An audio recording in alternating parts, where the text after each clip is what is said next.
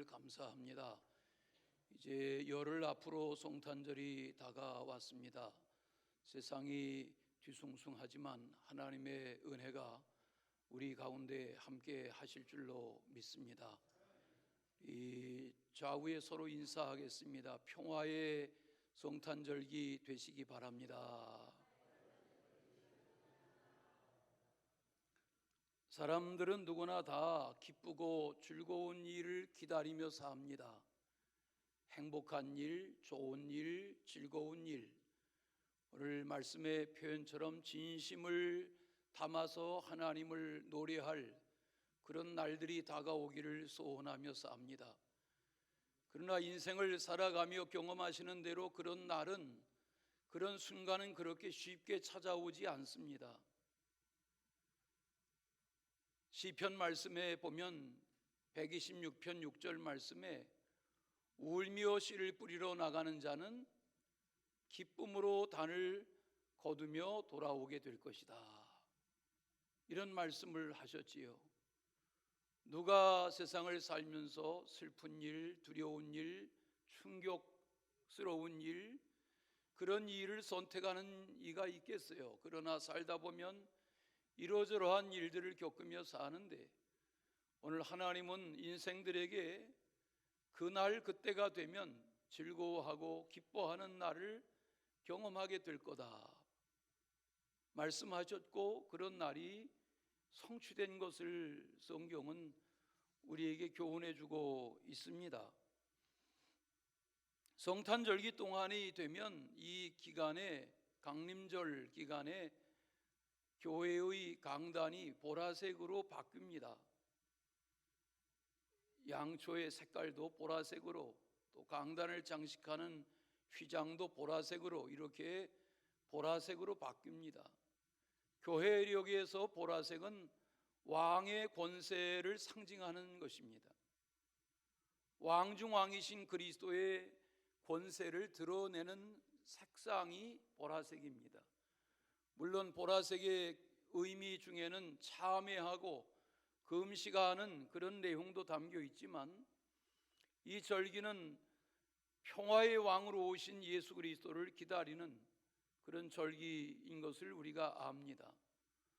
또 이처럼 강단에 네 초에 불을 밝히는 것도 교회의 역사를 되짚어 보면 이 초의 의미는 예언의 초다, 또 베들레헴의 초다. 하나님의 아들이 베들레헴에 오셨으니까요, 베들레헴의 초다. 또 목자들의 초다, 천사들의 초다, 이렇게 이 촛불의 의미를 부여해서 지난 교회 역사에 여기까지 지내온 것을 알 수 있습니다. 또 다른 해석에는 기다림과 소망의 불을 밝히고, 회개의 불을 밝히고, 사랑의 불을 밝히고, 나눔의 불을 밝히며 만남과 화해의 불을 밝히는 것이 이 성탄의 강림절의 장식인 것을 교훈해 주고 있습니다. 성탄은 기다림의 절기입니다. 물론 어린아이들은 성탄절 아침에 산타가 오셔서 산타 할아버지가 빨간 양말 속에 선물을 주는 것을 기다리겠지만, 우리는 그 이야기 말고 이 성탄의 절기가 주는 기다림의 은혜를 기다립니다. 예수님께서 이 땅에 오시기 오래전에, 700년 800년 전에 선지자들을 통해서 말씀하셨던 하나님의 아들이 오신다, 평화의 왕이 오신다, 이 오신다는 약속을 기다리던 그 기다림의 정점에 하나님의 아들이 오셨습니다. 그러므로 오늘을 사는 우리의 기다림은 성탄을 기다리기도 하지만, 성탄의 주인공이시고 죽었으나 부활하고 승천하신, 다시 오마 약속하신 예수 그리스도의 다시 오심을 기다리는 신앙이 이 절기를 살아가는 우리의 신앙인 것입니다. 살다 보면 별의별 일들을 다 겪으며 삽니다. 개인으로 해도 그러하고, 몇몇 가족이 모여 사는 가정으로 해도 그러합니다. 더군다나 나라의 일은, 우리가 경험해 본 적이 없는, 언제 나라에 무슨 일이 벌어질지 알 수 없는 그런 세상의 격동기를 우리가 경험하며 살아가고 있습니다. 영국의 역사학자였던 아놀드 토인비의 역사의 연구라는 책에 보면, 그는 자그마치 27년 동안 12권이나 되는 방대한 역사의 연구를 역사 속에 남겼는데, 그의 그 방대한 분량의 역사의 관찰, 역사의 해석, 그 역사의 이야기에 보면 그는 한마디로 하면 역사란 무엇이냐 하는 질문 앞에 역사란 도전과 응전이다, 이렇게 규정해 준 것을 봅니다. 도전이 무엇입니까? 한 사람이 세상을 살아가면서도 수많은 도전 앞에 우리는 섭니다. 어린이는 어린이대로, 청소년은 청소년대로, 젊은이는 젊은이대로 세상을 살아가며 노년기를 맞은 어른들은 아시죠? 세상은 끝없는 도전 속에 사는 것입니다. 국가적으로, 개인적으로, 가정적으로 우리는 도전 앞에 서는 것입니다. 그것은 좋은 일이기도 하고 흉한 일이기도 하고, 우리의 마음을 들뜨게 하는 일이기도 하고, 우리의 마음에 우울을 갖다 주는 일일 수도 있습니다.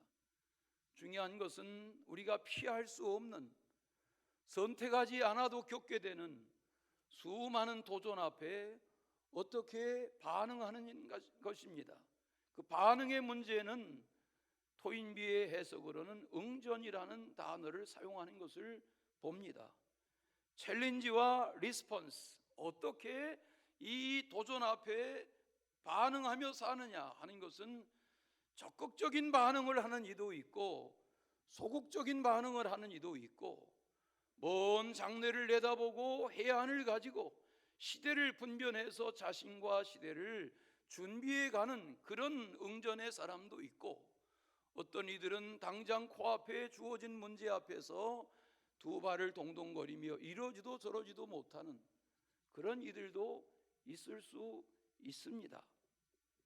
이것은 자연의 변화 앞에, 나라 안에 일어나는 크고 작은 역사의 변화 앞에, 개인이 겪는 이러저러한 우여곡절 속에 내가 어떻게 반응하며 사느냐, 어떻게 응전하며 사느냐고 하는 것은 중요한 과제입니다. 유대인의 역사로 말하면 설마 나라가 망하겠어? 지금 우리가 다 이렇게 좋은 집에 살고 떵떵거리며 살고, 올해도 포도나무, 무화과나무, 감람나무에 열매가 풍성하고 양의 수가 넘쳐나는데 이 풍요한 때가 끝나겠어? 그러면서 우상을 숭배하고 하나님을 멀리하던 때에 북왕국 이스라엘은 아수르의 침략으로 사라졌습니다. 남왕국 유다도 바벨론의 침략으로 폐허가 되고 맙니다. 예루살렘 성이 불바다가 됩니다. 성전이 다 불탑니다. 성전의 귀한 것 다 끌어갑니다. 성전의 두 기둥까지도 다 넘어뜨려 끌고 가버립니다. 폐허가 됩니다. 왜입니까? 역사는 영원하지 않습니다. 열흘 이상 가는 꽃이 귀하고 10년 넘어가는 권력이 별로 없습니다. 역사는 돌고 도는 것입니다. 중요한 것은 이 역사 속에 말씀하시는 변하지 아니하는 하나님의 말씀이 있을 뿐입니다. 그래서 오늘 본문에 보면 시온의 딸들이 노래하고 예루살렘의 딸들이 마음을 모아 진심으로 기뻐하며 즐거워하는 날이 찾아왔다고, 찾아오게 하신다고 말씀하는 것입니다. 하나님이 형벌을 제거하여 주시고, 하나님이 원수를 내쫓아 주시고, 하나님이 원수들로 인하여 당한 화를 멈추게 하시는 그날, 더 이상 두려워하지 아니하는 그날을 너희들이 맞이하고 기뻐하고 노래하고 즐거워하는 그런 날을 살아가게 하리라 하는 것이 하나님의 약속입니다. 어떻게 그런 은혜의 날이 가능해졌다는 말인가? 오늘 말씀해 보시면 첫째는 나의 하나님 여호와가 나와 함께 계시는 그날이 그런 날이라는 것입니다. 물론 하나님은 언제나 계세요. 어디나 계세요. 누구에게나 계세요. 하나님은 해와 비를 악인과 선인의 밭에 골고루 비추시고 내리세요. 그러나 중요한 것은 무엇입니까? 이 해를 나에게 비추시는 분이 누구신지, 이른 비와 늦은 비의 은택으로 나의 밭에 비가 내리게 하시는 분이 누구신지를 시인하고 깨닫고 살아가는 자가 있는가 하면, 어떤 이들은 아니 아침이 되니 해가 뜨는 거 당연하지 않아? 때가 되면 비가 오는 법 아니야? 이렇게 세상을 해석하며 사는 이들도 많습니다. 믿음으로 살아간다는 것은 하나님의 임재, 하나님의 섭리, 하나님의 동행하심을 깨닫고 시인하며 사는 것입니다. 오늘 말씀 스바냐 3장 15절에 보시면 이스라엘 왕 여호와가 내 가운데 계시다 그랬어요. 여기서 너가 누굴까요? 여기서 말하는 너는 여호와의 살아계심, 여호와의 임재, 여호와의 동행, 여호와의 실존을 믿는 자가 여호와가 함께 하심을 깨닫는 자입니다. 그렇지 않습니까? 사울 왕은 40년 왕이었습니다. 하나님이 뽑아 세운 왕이었습니다. 그런 왕인데 나중 말년에 하나님을 멀리합니다. 하나님의 사람 사무엘에 하나님의 말씀을 전하는 것을 경홀히 여깁니다. 사무엘도 더 이상 고향집으로 돌아가고 임금 사울을 만나려 하지 않습니다. 사무엘에게 하나님도 말씀하셨습니다. 너만 그러냐? 나도 사울을 왕으로 세운 것 후회한다. 전쟁이 일어났습니다. 사울의 나이가 80입니다. 왕이 전쟁터에 따라 나섭니다. 같이 나섭니다. 전쟁이 벌어졌습니다. 적군의 활로 옆구리에 중상을 입었습니다. 자기를 따르는 이들에게 자기를 죽이라 합니다. 어떻게 경호하는 세력이 왕을 죽입니까? 사울은 스스로 목숨을 끊습니다. 사울은 그 전쟁에 나아갈 때에 하나님의 법궤를 모시고 나갔습니다. 그러나 법궤가 전쟁을 이기게 하는 것 아닙니다. 결국은 법궤를 블레셋 군대에 뺏기고 말았습니다. 사울도 죽임당할 여건에 스스로 목숨을 끊었습니다. 뭘 말합니까? 법궤에 신비가 있는 것 아닙니다. 하나님이 함께 하셔야 합니다. 하나님의 함께 하심을 믿어야 합니다. 이 강림절은 우리와 함께 하시는 하나님의 임재를 다시 한번 재확인하는 절기여야 하는 것입니다.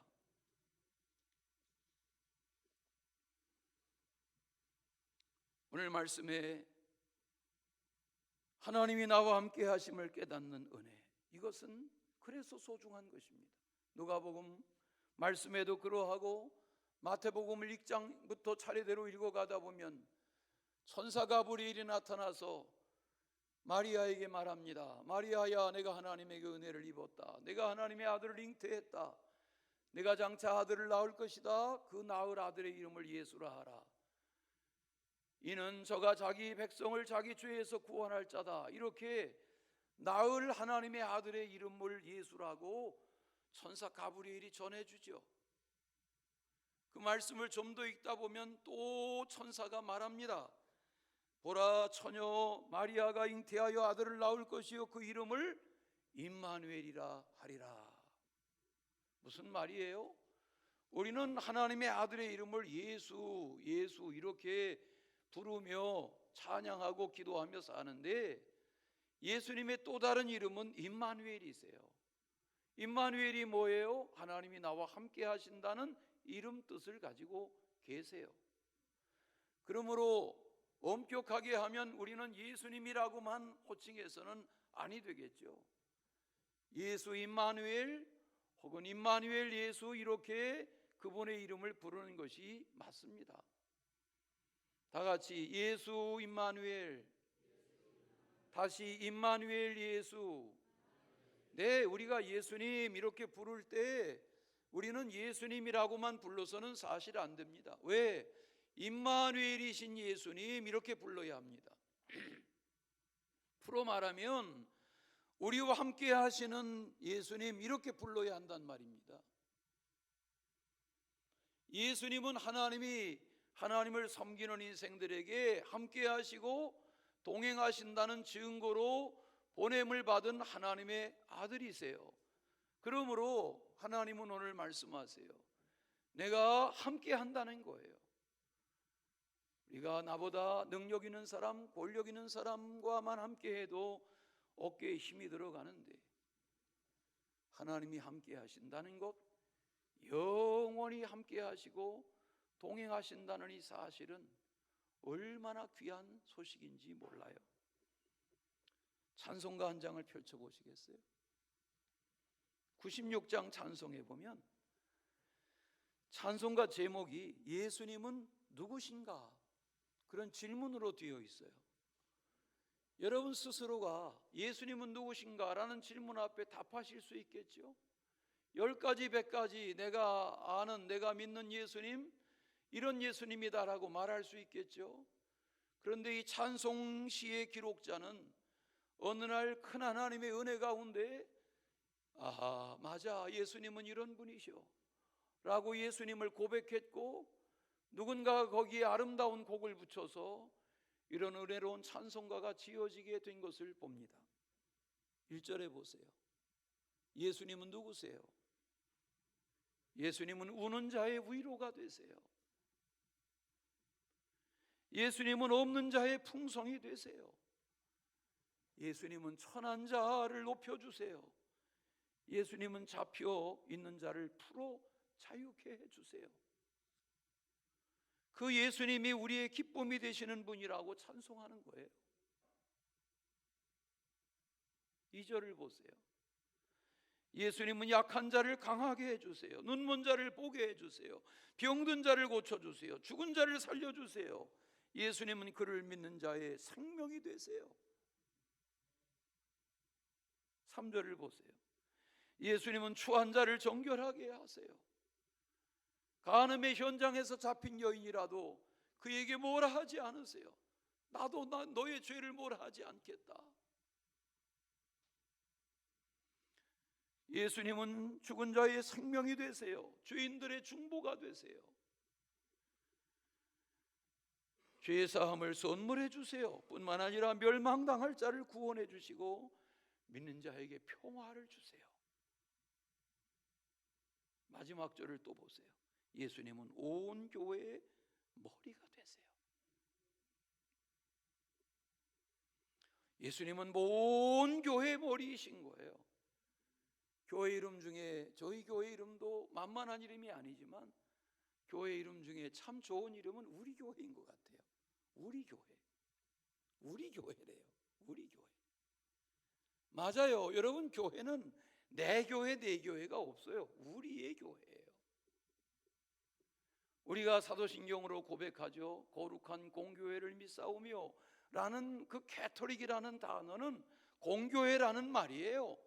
이 교회 저 교회 주소가 다른 100명이 모이는 교회, 10,000명이 모이는 교회, 그렇게 내 교회가 아니라 너희 교회가 아니라 주님이 보시기에는 머리 대신 주님의 몸된 한 교회, 한 지체인 거예요. 예수님은 교회의 머리가 되세요. 해가 들지 않는 지하 예배처에서 대여섯 명이 모여서 예배하는 교회도 계시고 수천 명이 모이는 교회에도 계세요. 예수님은 온 세상의 구주가 되시고 모든 왕의 왕이 되세요. 오늘 찬송시의 고백자처럼 예수님은 장차 세상을 의와 진실함으로 심판하실 주님이라고 경배받으시기에 합당하세요. 그 예수님은 그를 믿는 자의 영광이세요. 예수님이 누구신지를 생각하는 절기가 이 절기여야 하는 것입니다. 임마누엘 하시는 하나님의 은혜, 그 은총이 계속되시기를 바랍니다. 두 번째는 구원을 베푸실 전능자가 탄생하시는 날에 이런 일이 생긴다, 이런 기쁨, 이런 즐거움이 생긴다라고 말해요. 오늘 펼쳐놓으신 스바냐 3장에 보시면 9절에 11절에 16절에 19절에 반복되는 시제가 있어요. 그날에 그때에 라는 시제예요. 그날이 되면, 그때가 되면 하나님은 이런 감격의 즐거움의 기쁨의 전심으로 노래하는 감격의 날을 주시겠다는 거예요. 이 날이 포로 생활에서 돌아오는 귀한의 순간으로 선물된 것 맞습니다. 그러나 세월이 흘러가며 하나님의 아들이 오심으로, 또 세월이 흘러가며 주님이 재림주로 이 땅에 오심으로 하나님의 이 예언의 말씀은 온전하게 성취될 것입니다. 택한 백성을 구원하시는 주님, 택한 백성 가운데 함께 하시는 주님, 그분을 오늘 말씀은 전능자라고 해요. 다 같이 전능자. 전능자가 뭐예요? 능치 못하심이 없으신 분, 모르는 것이 없으신 분, 하지 못하실 일이 없으신 분, 그분이 전능자세요. 그 전능자가 오셔서 구원하실 거라는 거예요. 여러분, 구원이 뭐예요? 배고픈 자에게는 빵이 구원이에요. 헐벗은 자에게는 한 버릇이 구원이에요. 병든 자에게는 한 시간이라도, 한 순간이라도 아파보지 않고 사는 것이 구원이에요. 압제받고 억울하게 사는 자에게는 자유함을 누리며 사는 것이 구원이에요. 아무리 주인이 잘해줘도 세상에 갇힌 새는 행복하지 않아요. 그 주인의 손에서 세상의 문이 열리고 창공으로 날아갈 수 있는 순간이 올 때에 자유가 오는 거예요. 조류학자들의 관찰로는 새에는 암이 없다고 그래요. 왜일까? 훌쩍 날아가면 돼요. 훌훌 털고 날아가면 돼요. 길쌈할 이유도 없어요. 집을 지어줄 필요도 없어요. 쌓아놓을 필요도 없어요. 훌훌 날아가면 돼요. 하나님의 구원은 온전하게 주어지는 구원. 오늘 말씀에 보면 그 구원의 능력이 오면 더 이상 손을 늘어뜨리지 않게 하겠다 그러셨어요. 여러분, 언제 손이 늘어지나요? 충격적인 일을 당할 때, 큰 슬픔을 겪을 때, 어마어마한 공포와 두려움에 휩싸일 때 우리는 손의 맥이 쫙 풀립니다. 그런데 하나님 말씀하세요. 너희들의 그 늘어뜨린 손을 다시 회복시켜 주시겠다는 거예요. 하나님이 은혜를 주셔서 늘어지는 손목의 맥이 풀리는 그런 일을 겪을 때라도 하나님의 구원, 전능자의 구원을 의지하셔서 하나님이 우리로 하여금 다시 새 힘을 얻게 하시고 독수리의 날개치며 올라감 같이 다시 새 기운을 얻게 하시는 그런 은혜의 날을 살아가게 하실 줄로 믿습니다.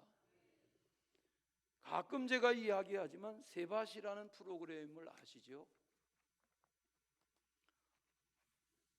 안다고 좀 해주세요. 세바시라는 프로그램을 아시지요? 세상을 바꾸는 15분이라는 준말입니다. 세바시.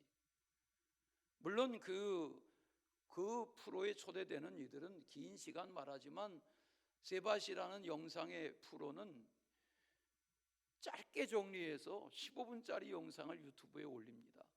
가끔 머리 식힐 때 거기 들어가면 정신이 번쩍 나게 하는 세상 사는 사람들의 이야기가 거기 담겨 있습니다. 한 번은 빈민가의 소녀가 압구정 며느리가 되다, 그런 제목의 내용을 봤습니다. 찢어지게 가난한 가정의 딸로 자랐습니다. 달동네에서 컸겠죠. 판자촌에서 자랐겠죠. 그런 빈민가의 딸이 우여곡절 속에 열심히 자라나서 비행기 스튜어디스가 됐습니다. 어떻게 해서 압구정동 며느리가 됐습니다. 부잣집 며느리가 됐습니다. 자기는 달동네에서 가난하게 자라서 부잣집의 형편에 적응이 안 됩니다. 식탁 예절, 음식을 준비하는 예절, 명절을 지내는 예절, 전화 받는 예절, 어른을 대하는 예절, 외출하는 예절까지 모든 예절을 다시 배웁니다. 부자입니다. 잘 삽니다. 좋은 음식 먹습니다. 좋은 차를 탑니다. 더 이상의 필요가 없습니다. 그런데 그렇게 압구정동 며느리로 사는 20년이 행복하지 않습니다. 외출도 마음대로 못합니다. 답답합니다. 남들은 시집 잘 갔다고 하는데 사는 게 아닙니다. 죽을 것 같습니다. 미칠 것 같습니다.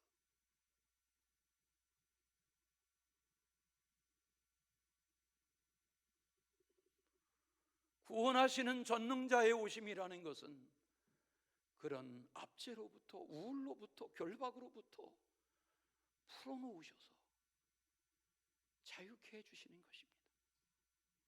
그러므로 하나님을 만나야 합니다. 그리스도를 영접해야 합니다. 전능자를 체험해야 합니다. 그분의 손길에 자신의 삶을 맡겨야 합니다. 그리할 때 삶이 달라지기 시작하는 것입니다. 얼굴이 밝아요. 어떻게 그렇게 살아요? 옛날 얼굴 같지 않아요. 이유가 있나요? 예수 믿어봐. 예수 믿어봐.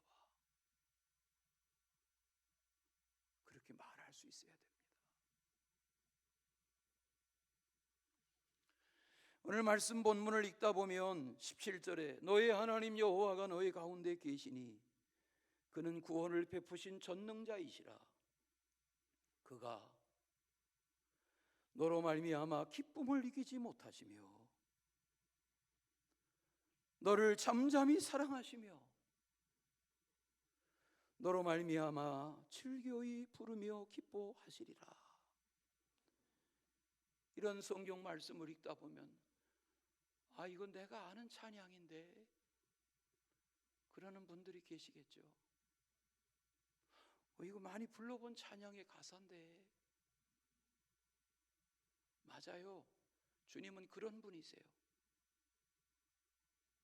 그런 은혜를 깨달은 누가 이 스바냐서를 읽던 밤중에 이 말씀 속에 곡을 붙여서 부르게 하기 시작한 거죠. 우리 주님은 그런 주님이세요. 그 주님의 은혜가 함께 하시기를 바랍니다. 우리 한번 불러보시겠어요? 너희 하나님 여호와가 너희 가운데 계시니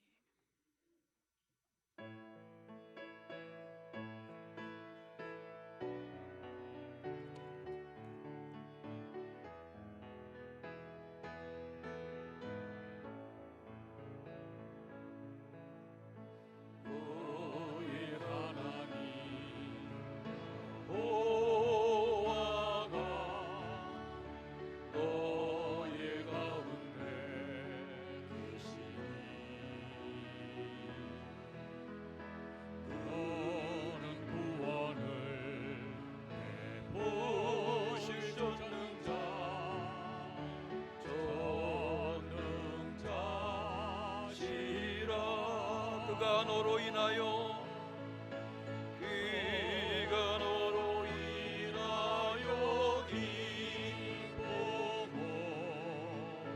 이기지 못하시며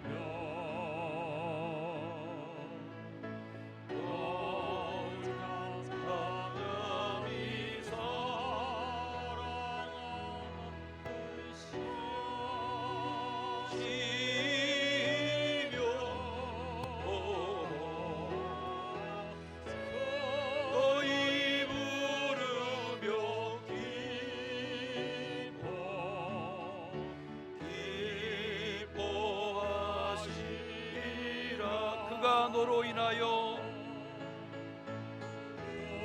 그가 너로 인하여 기쁨을 이기지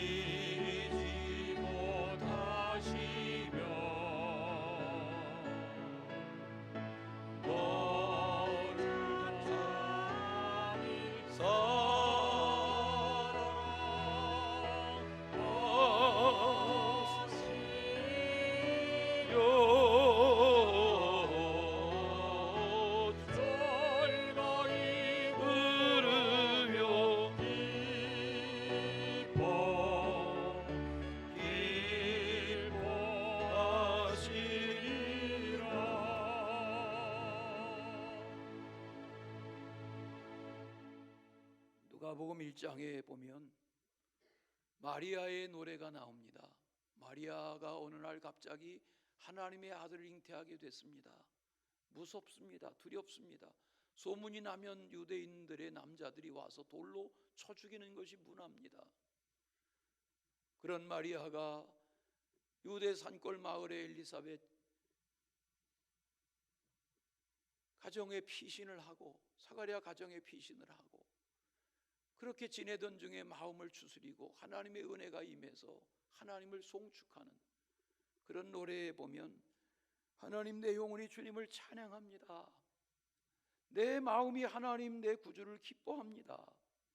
하나님, 여종의 비천함을 하나님이 돌아보아 주셨습니다. 이제는 만세의 후대가 나를 복 있는 여자라 할 것입니다. 전능하신 하나님, 나에게 큰 일을 행하셨습니다. 주님은 비천한 자를 높이시는 분이시죠. 주님은 나처럼 줄이는 자에게 좋은 곳으로 배불리시는 분이시죠. 이렇게 노래합니다. 맞아요. 하나님 잘 믿고 따르면 하나님이 그런 구원의 전능자의 은혜를 주시는 줄로 압니다. 여호수아 1장의 시작은 모세가 죽었다, 그런 이야기로부터 시작됩니다. 여호와의 종 모세가 죽은 후에, 이것이 여호수아서의 시작입니다. 광야에 있습니다. 갈 바를 알지 못합니다. 하나님을 대신하는 지도자가 죽었습니다. 갑작스러운 일입니다.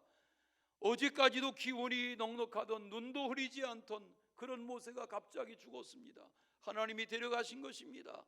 백성들이 당황해하는데 하나님이 모세에게 함께 하셨던 그 영으로 여호수아를 부르세요. 그리고 여호수아에게 말씀하세요.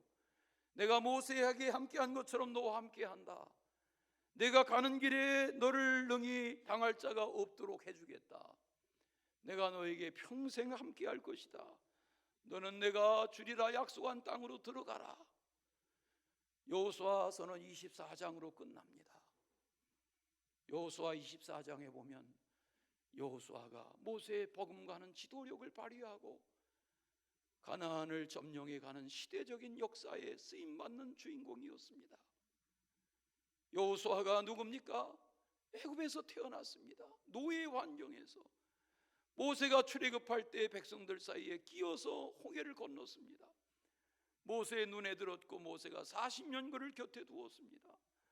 모세에게 역사하신 하나님의 임재를 그림자처럼 보았던 여호수아입니다. 그런 여호수아가 110살이 돼서 이제 죽을 날이 다가왔습니다.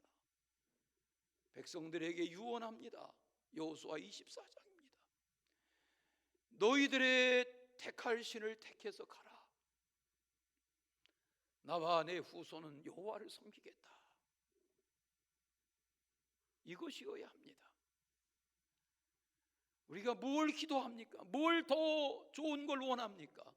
얼마나 더 좋은 집에서, 얼마나 더 좋은 차를, 얼마나 더 잘 먹으려고, 얼마나 더 잘 사시려고 뭘 구해야 합니까?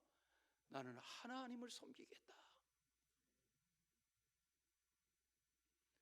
나와 내 자손이 하나님을 섬기는 자손으로 살기를 유언한다. 이게 여호수아서의 끝입니다. 전능하신 하나님이 우리를 구원해 주시기 바랍니다.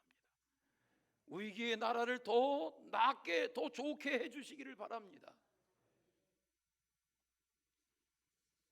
마지막은 천하 만민 가운데 칭찬과 명성을 얻게 하실 날이 오게 하신다 그랬습니다. 여러분, 누가 자녀를 낳아서 이 자녀가 무거운 인생의 짐을 지고 수욕을 당하고 쫓겨다니고 그런 자식으로 살기를 원하는 부모가 누가 있겠어요? 다 자식들이 잘 되고 칭찬을 받고 나라의 열방의 명성을 날리기를 원하겠죠. 그런데 하나님이 이 수치당하던 민족, 끌려가고 노예가 되고 포로가 되고 나라가 망하고 여호와의 성전이 불바다가 된 이 민족에게 어느 날 말씀하세요. 스바냐의 입으로, 아니야, 쫓겨진 땅에서 돌아오게 할게. 남은 자를 훑어 모을게. 그리고 너희들로 하여금 칭찬받는 날, 명성을 누리는 날을 경험하게 할게 라고 말씀하세요. 어른이든 아이든 다 칭찬을 좋아합니다. 저에게 칭찬해 보세요. 잠을 못 잡니다. 저한테 잘한다고 해보세요. 한 달 동안 갑니다. 그 기운이요. 사람은 다 칭찬 좋아합니다. 룻기의 마지막 장인 4장을 읽다 보면 출가해온 이 모압 땅에서 만난 유대 남자 남편 죽고 시아버지 죽고 시동생 죽고 다 남자란 남자 죽고 동서간에 시어머니 모시고 살던 가운데 때만 되면 시어머니가 탄식처럼 너희들 더 나이 들기 전에 동족들에게 가서 세기를 가라. 그런데 동서는 한 사람 동서는 이때다 하고 가버렸는데 이제 시어머니하고 자기밖에 안 남았는데 어머니가 입만 열면 말해요. 너도 더 나이 들기 전에 내 갈 길을 가라. 동족에게로 가라. 친정으로 가라. 그런데 룻은 달랐어요. 어머니 그런 말씀하지 마세요. 남의 나라에 와서 시아버지 돌아가시고 두 아들 다 죽고 어머니처럼 외로운 여인이 누가 있어요. 어머니 곁을 제가 지킬게요. 어머니 가시는 곳에 저도 가고 어머니 눕는 곳에 저도 눕고 어머니 죽으시는 날 저도 따라 죽을 거예요. 어머니 믿는 하나님 제가 잘 믿을게요. 그리고 따라가서 베들레헴에서 움막집에 거하면서 얼굴을 가리고 나가서 보리상 미리삭을 주워다가 떡두덩이 만들어 어머니를 공양하며 지내요. 그런데 이 룻의 소문이 났어요. 이 마을의 대지주예요. 부자예요. 보아스예요. 그가 이 남편 잃은 여인 룻을 사랑해요. 결혼했어요. 가정을 이루었어요. 아들을 낳았어요. 소문을 들은 베들레헴 여인들이 달려왔어요. 나오미를 축복해요. 성경에 읽다 보면 이렇게 말해요. 하나님이 그대의 가정에 기업물을 짜가 끊기지 않게 하셨군요. 축하해요. 축하합니다. 태어난 아기, 이 아기의 이름을 이스라엘 중에 유명하게 될 거예요. 그러기를 원해요. 축하해요. 축하해요. 마을 여인들이 다 와서 룻을 축하하는 게 아니라 나오미를 축하해요. 나를 말하라 해라. 나를 쓴물의 여인이라 해라. 그렇게 탄식하던 나오미에게 기쁨이 다시 주어졌다고 다 축하해요. 읽다 보면 이 아기는 그대의 생명의 회복자가 될 거예요. 당신의 노년의 봉양자가 될 거예요. 이러면서 마을 여인들이 축하해요. 성경에 읽다 보면은요, 이 아기의 이름을 보아스가 짓질 않아요. 룻이 지은 게 아니에요. 나오미가 짓질 않았어요. 마을의 여인들이 이 태어난 아기를 오벳이라고 불러요. 기쁨으로 낳은 이 아들, 이 오벳을 통해서 하나님이 마을 여인들이 예언한 대로 이 아기가 생명의 회복자가 되고 노년의 봉양자가 되는 가정의 우뚝 선 아기로 자라나리라 예언했는데 오벳이 장성해서 가정을 이루고 이새를 낳아요. 이새가 장성해서 가정을 이루고 다윗을 낳아요. 이러다 보니까 오벳은 다윗의 할아버지가 돼요. 룻은 다윗의 증조 할머니가 돼요. 보아스가 다윗의 증조 할아버지가 됐어요.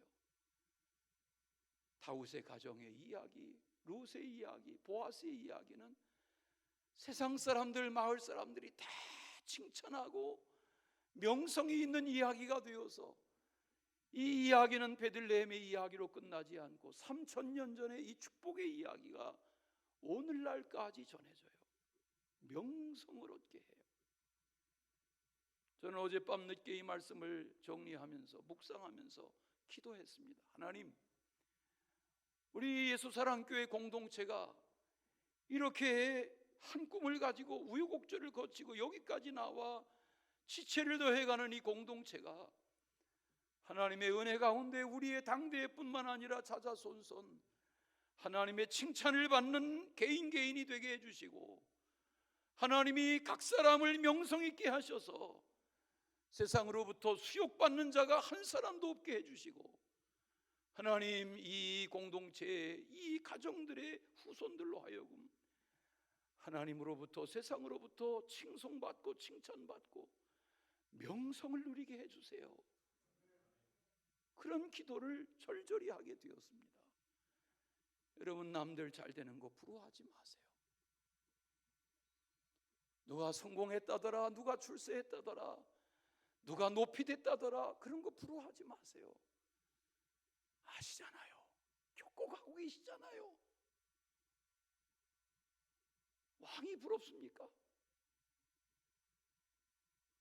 하나님 잘 믿고, 하나님 잘 섬기고, 하나님 잘 따르다 보면 하나님이 여러분의 여건과 형편을 따라 칭찬받게 하시고, 존귀하게 하시고, 명성 있게 하실 줄로 믿습니다. 사랑의 주 하나님 아버지, 하나님을 믿고 의지하며 신뢰하고 주님 안에 살기를 소원하며 그런 은혜와 구원의 은총을 누리며 살기를 원하는 우리 각 사람과 우리 공동체와 이 시대 역사에 주님이 다시금 평화의 왕으로 오시며 우리를 다스려 주시옵소서. 예수 그리스도의 이름으로 기도하옵나이다. 아멘.